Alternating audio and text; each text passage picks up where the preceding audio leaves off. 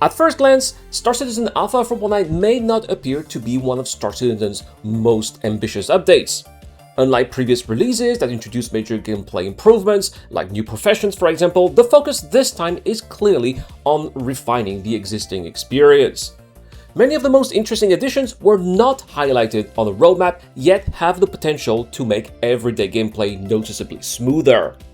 While none of these changes will fundamentally transform Star Citizen overnight, together they represent a welcome quality of life pass that should benefit players across a wide range of activities.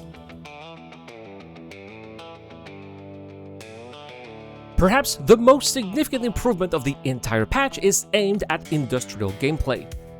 Cloud Imperial Games have increased the power of every mining laser by approximately 20%, making it easier to fracture larger and more resistant rocks.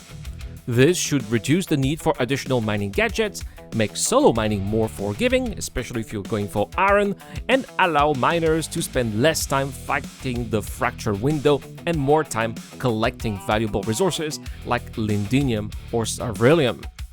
It is the kind of change that won't necessarily generate headlines, but anyone who regularly pilots a prospector or a mole, or anyone who enjoys crafting, is likely to notice the difference almost immediately.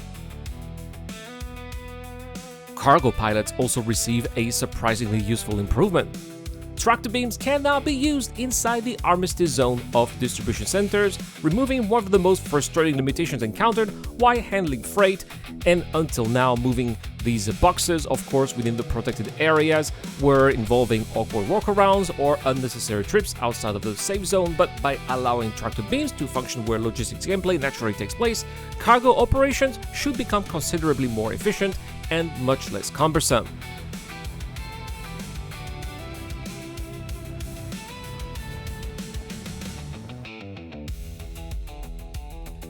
Another interesting addition comes in the form of the new status scan feature.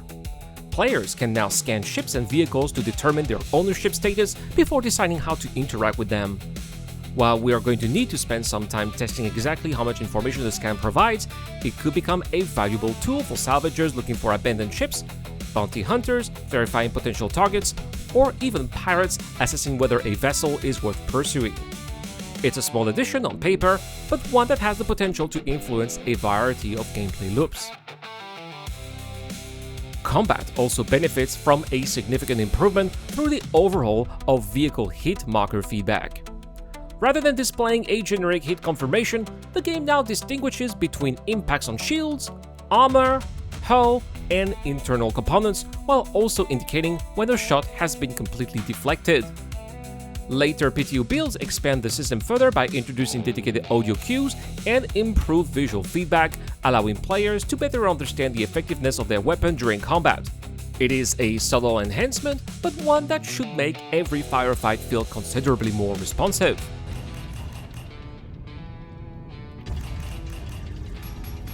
Owners of larger ships should also appreciate an improvement that addresses one of the more irritating aspects of operating capital class vessels.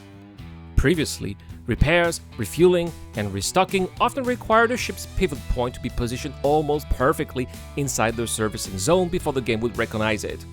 With Alpha 4.9, any portion of the ship overlapping the service area is now sufficient to activate hangar services. This seemingly minor adjustment should eliminate a surprising amount of frustration when docking some of the largest ships in the persistent universe or just parking them at the pad. Lorville also received a small but welcome quality of life improvement. Cloud Imperial Games have added additional shop kiosks to the New Deal dealership, making it easier for players to browse and purchase ships without everyone crowding around a limited number of terminals. It may not be the most spectacular addition to the patch, but considering how frequently players visit the New Deal, this extra convenience should be appreciated by both new and veteran citizens alike. Some of the most appreciated improvements actually arrive in the form of bug fixes. Distribution centers should once again correctly provide refueling, repairs, and restocking services to landed ships, resolving an issue that has inconvenienced cargo pilots and explorers alike. While bug fixes rarely receive much attention, restoring core functionality to one of the game's most important logistical hubs is arguably just as valuable as introducing an entirely new feature. The developers have also continued polishing the overall presentation of the game.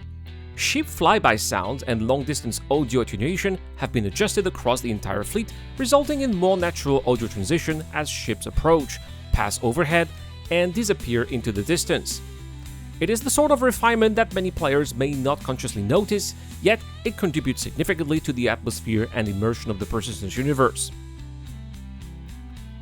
Finally, Star Citizen Alpha 4.9 addresses several long-standing usability issues that should make everyday gameplay feel a bit less frustrating.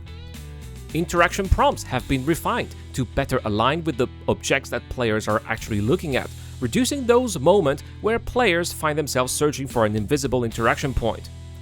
Likewise, the inventory bug that could cause the undersuit slot to disappear after changing equipment has finally been addressed, preventing characters from becoming trapped in broken equipment states.